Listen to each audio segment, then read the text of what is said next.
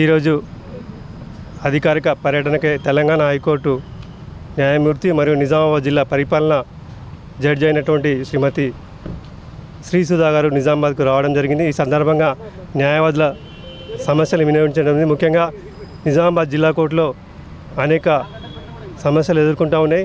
ఏదైతే POSCO court officer లేకుండా, అట్లాగే ఉమెన్ కోర్టు ఆఫీసర్ లేకుండా, municipal court, senior civil judge కోర్టులో ఆఫీసర్ లేని పరిస్థితి ఉంది.